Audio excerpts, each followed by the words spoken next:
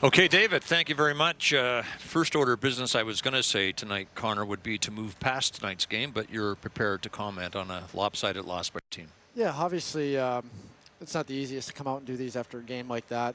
First game back on a long homestand against our rivals. But, you know, like our team's in a little bit of a rebuild, and we had a lot of young guys in there. So tonight, you either win or you learn, and we learned, you know, that's the team. If you ever want to get out of the West, you're going to have to go through, and, you know, you learn quickly how dangerous they are, how quickly they can turn nothing into something. So, you know, but, you know, for me, I don't want to just sit up here and sulk all night. Obviously, it stinks, but perspective-wise, it's a privilege to play in the city, a privilege to play in Hockey Night in Canada. And, you know, my 18-year-old self on the bus in Moncton, coming from Bathurst after a game, watching you guys do this late at night would, you know, be in tears knowing I'm up here. So, you know, I'm very privileged to be able to do this, and, you know, we just got to move past it. But, you know, we got to put some better efforts going forward.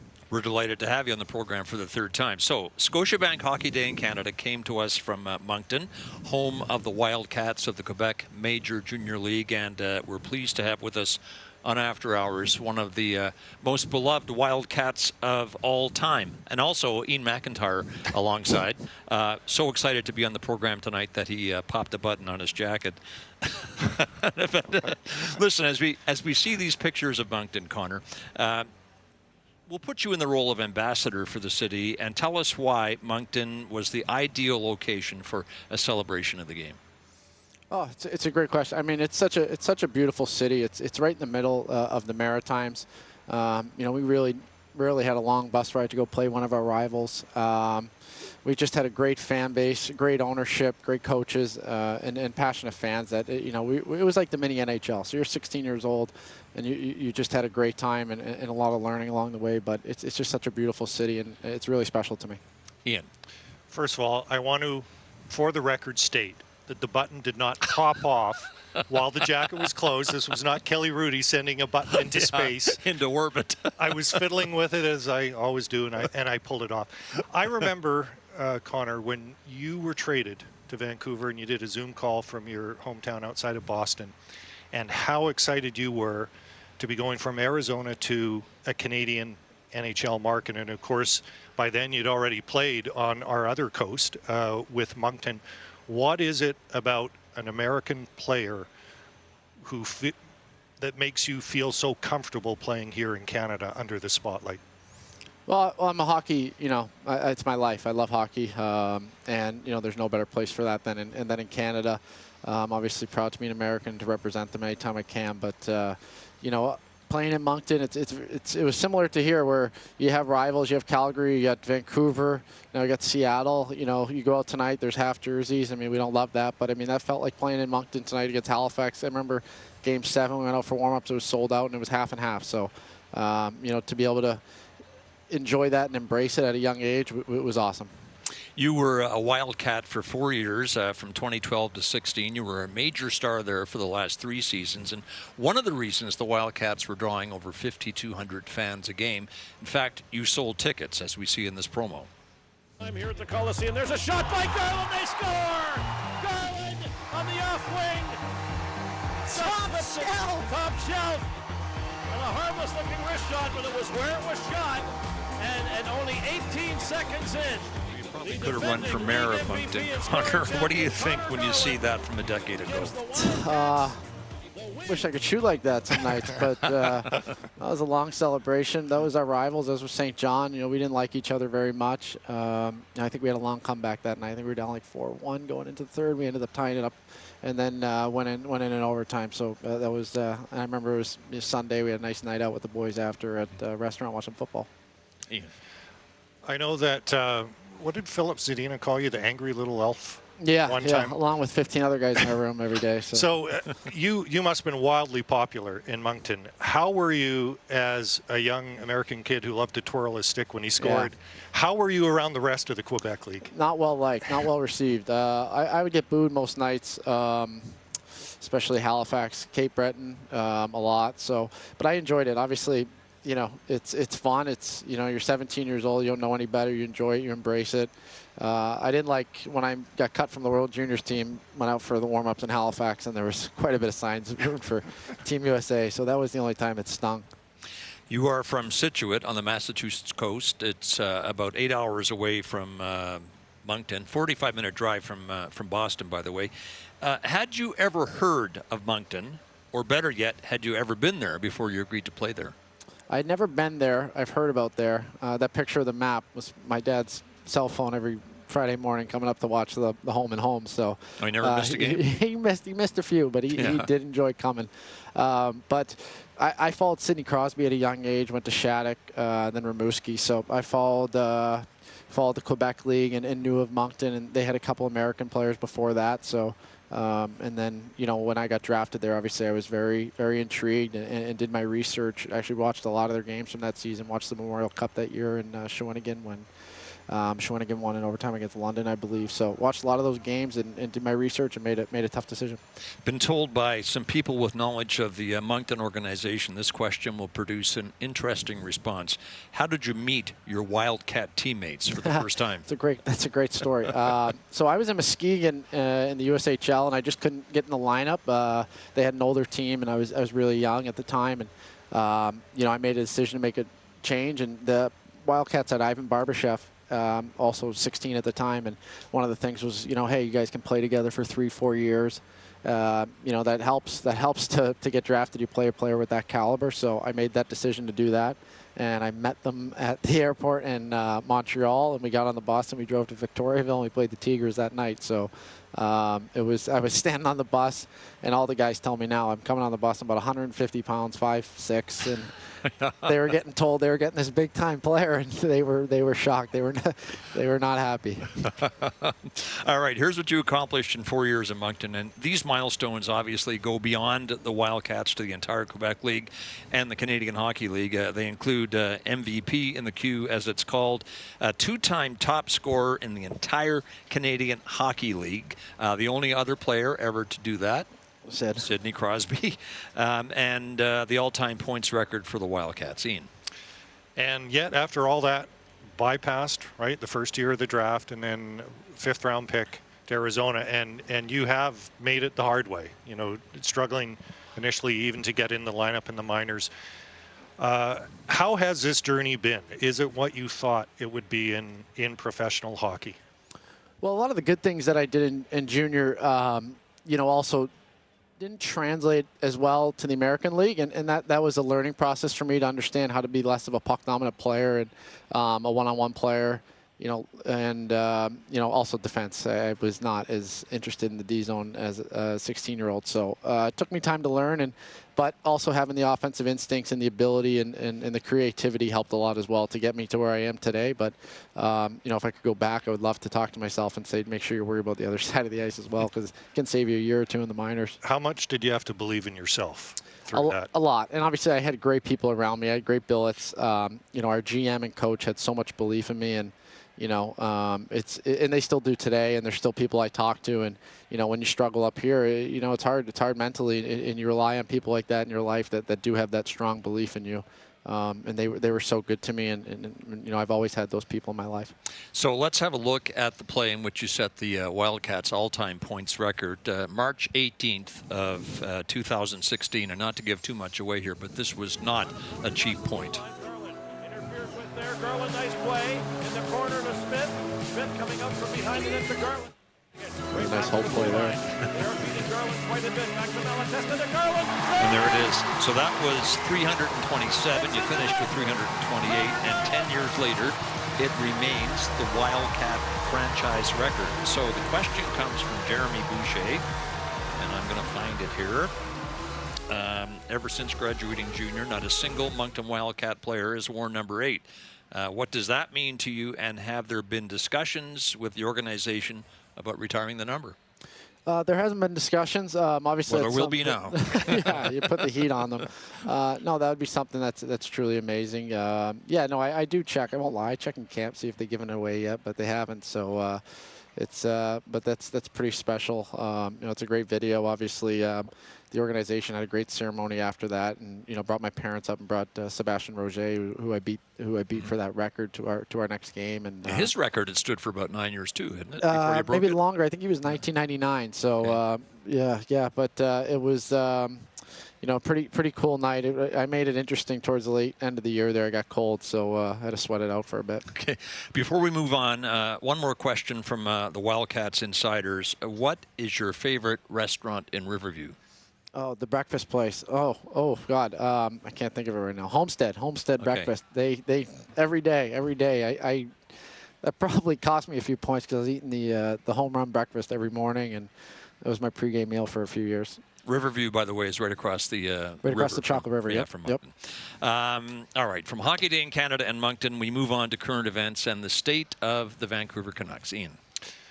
There's a lot of reasons why this season obviously hasn't gone the way that you guys had hoped. But if you wanted the compelling evidence of how differently it's gone, it's the trade of Quinn Hughes a little over a month ago.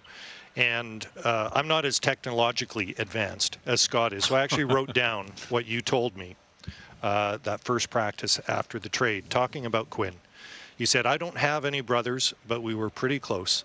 So day to day will be a little off for a little bit.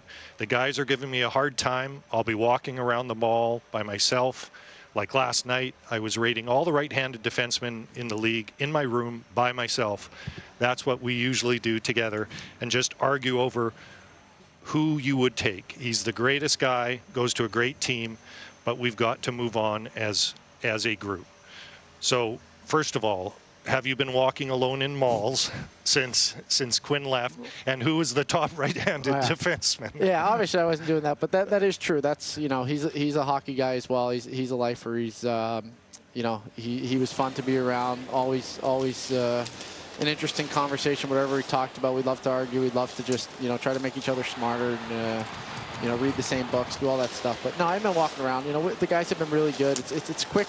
It's quick when you move on. Obviously, a lot of my days were spent with him on the road, but I mean, I just enjoy watching him play now. He's playing unbelievable. Had a great game today. So, but yeah, it was a fun 4 years together. That's something I'll never forget. So why was there such a strong connection between the two of you? Of course, you asked Quinn to be the godfather of your son, Quinn. Why were the two of you so close?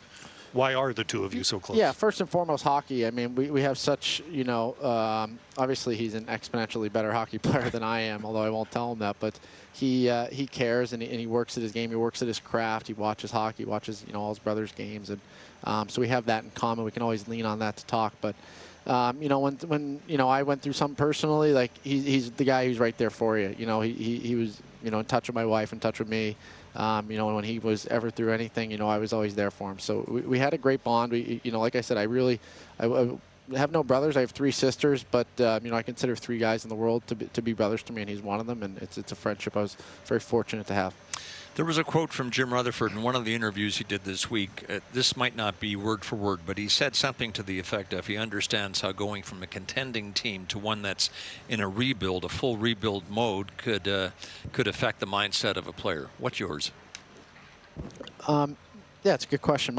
Mine's it's a process. I right now I'm trying to tell myself, well, it's career over season. This is going to be, not a year that a lot of us planned or thought was going to happen in the summer when you're training, but it's part of the process. Your role might change. We have some young guys coming in. You want to set good habits. You want to show them how hard it is to play in this league, and how you have to consistently get better each and every day at practice. And practice are games, and games are just as they're the most important part of your day. So you have to give yourself the best opportunity. So 2 years ago, Connor, it looked like something special was happening here, and consider the Vancouver fans expressing their love for you on a night that you beat Vegas and you had scored a couple of goals.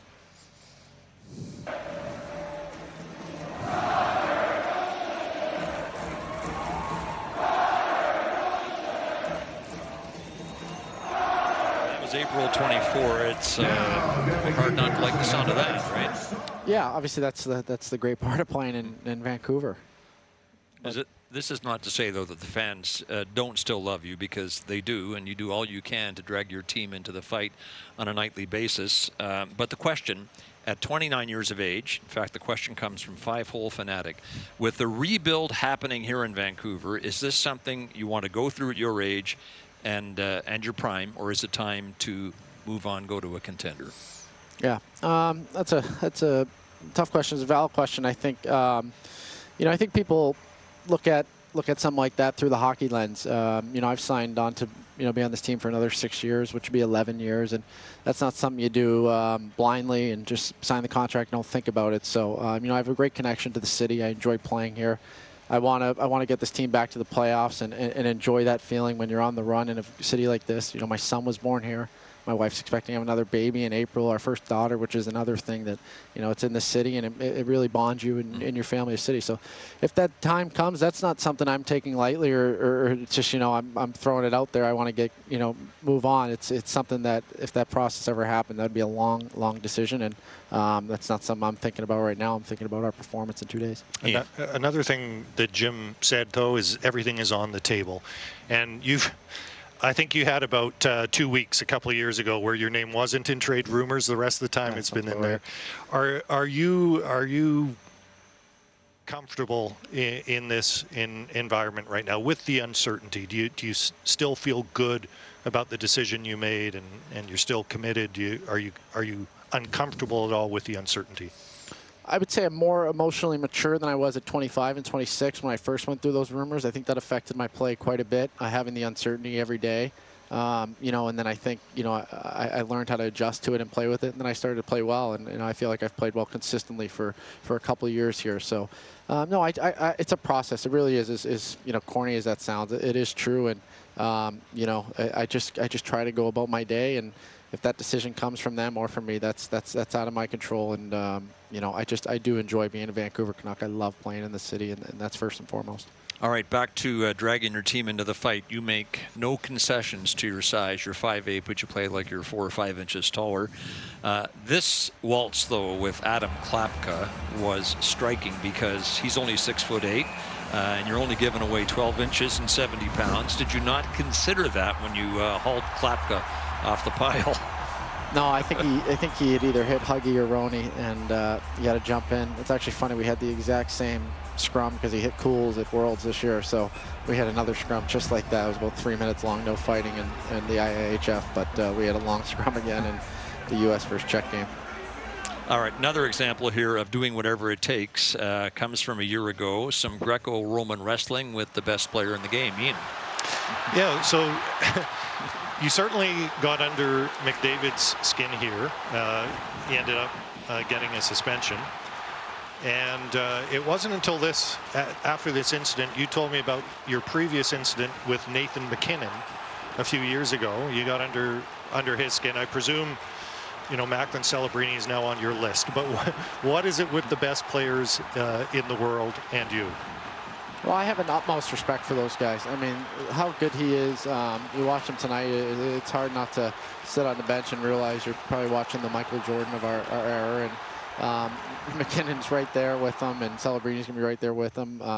Hopefully I don't have ever have a battle with him, but I mean, these guys are just so good, and sometimes that's just to win a hockey game. I mean, you want to win games in this league against the best players. You gotta play hard against them, and you can't give them too much space. Obviously I don't want to mug them every night, but that was just to win a hockey game. Do you think it's a badge of honor? I mean, you're not overt in going out and trying to upset opponents, but and not just the top players. There's lots of guys on teams who have been angry at you. Do you wear that as a badge of honor? No, it's just how I play. I'm not a great loser. I don't enjoy it, and I want to win, and you win at all costs. And I don't really have a fear if I have to fight for something like that, or but that again, it usually just comes down to I'm just trying to win a hockey game or win a board battle or win something. So it's how it goes some nights. Connor, here's a move from the game in Montreal this week that got a whole lot of attention. Don't even bother trying to stick check me, said Conor Garland.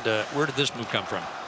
That's just men's league. That's just playing a lot of hockey. I don't have many days in the summer where I'm not on the ice, and you play against some older guys. You can't go too fast out there. I like to play at 60% in the summer, so sometimes you got to protect the puck. You learn stuff, and that was one of those things. Let's go back to. You're actually sorry, Scott. Yeah, no problem. You're actually karate kicking people's sticks out of the way. Yeah, Summer League. you got to give yourself some space out there. You know, I didn't have a great stat line this summer, so I might have to pick it back up again this summer.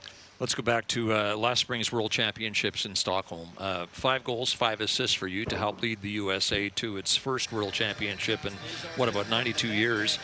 Where does your prominent role in the tournament, which was historic for the U.S., rate on your list of accomplishments in the game?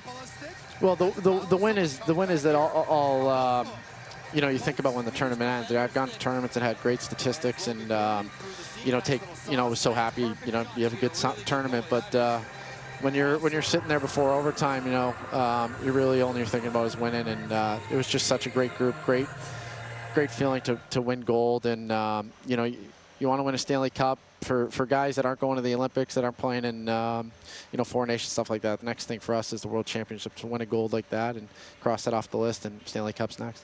One of the rewards of that achievement, and I thought this was terrific of USA Hockey to do it, that a lot of you or all of you got invited to the Olympic orientation camp. I'm sure you were dreaming of maybe one day playing for your country in the Olympics as well, but you're probably a realist and see what that level of competition is like. What was your reaction when the team came out? Was there some sadness in you? No, I mean, obviously, when you're at the camp, I don't think they're bringing you to the camp just to bring you to the camp. I mean, obviously, you know, they're bringing, you know, guys that they thought that could have a chance to make that team. Obviously, when I'm sitting in that room, like you said, I'm a realist. I know it's a long shot, but you got to go out and you give it, you know, everything you can every night to hopefully make them have a hard decision. But I knew I wasn't going to be on that team, but I was very happy for, you know, Kels, Tomer, Z, Swayman, guys that were on that Worlds team, and, you know, other friends, you know, JT. Like, I was happy for guys to make it, and you know, that's a really, really good team, really deep team, and I hope they do it. How happy will you be to see Quinn play? You know, a guy who missed the Four Nations and get a chance to play this time. You know, obviously I felt terrible for him to miss that, but you know, to get him best on best to show, you know, his capabilities will be really cool, really good to see. Season before last, Canuck TV did a going home feature with you, meaning they went to your home in Marshfield, which is right next to Scituate. Your collection of memorabilia in your house includes your first pair of skates, your first stick. Your quote was, "I can't wait for people to say I could still be using that stick." That's a cheap and lazy joke, but you made it. I'm a dad now. There it is. And of course, buckets of pucks for when you practice shooting. You said in this feature that you have saved a puck from warm-up in every pro game you have ever played. Correct. You still doing that? Yeah, I mean, I don't want to be spending monies on pucks in the summer, so So that's where these all came Yeah, from? those are all, if they were to zoom in on them, they all have the Canucks logo or a Coyotes logo on there. I can't see how that does not present a storage problem. And then the requisite shark signs, given your fascination with sharks and the movie Jaws. Last time we had you on this program, it was you, Megan, and the dog or dogs. Now it's you, Megan, and Quint, your son. How's life changed? It's the best. I mean, he's with a daughter on the way. I do, yeah. But MJ will be her name, Maeve, Juliet, and Q. So Quentin's obviously everything I think about all day. You know, he's just, you know, the love of my life. I am so grateful to have. My wife's an amazing mother. My mom and father come out quite a bit to see him, but you know, he's you know, get home and see him in the morning, and you know, he loves being at the rink, loves seeing the guys. So yeah, it's great. It really is. So for clarification, Quentin is not named after Quinn Hughes. He's named after Quint in Jaws, Correct. who was the shark hunter played by Robert Shaw. Correct. Yeah, make sure that's out there. Correct. Yes, it was named after Quint. Yeah, not 4-3. So let me guess, another son, and he's either Matt or Brody. No, I would like to say Matt was the marine biologist played by Richard Dreyfuss. Hooper, Brody was the sheriff played by Roy Scheider. Correct. Right. I would like to be done it too. It's a lot of work, and we still got some years ahead of playing. All right, we'll leave it there. Thanks, Connor. Really appreciate you joining us tonight. Appreciate you. Conor Garland plays with heart, and he speaks from it. He was our guest on After Hours. Back to tidy up at Rogers Arena in Vancouver in a moment.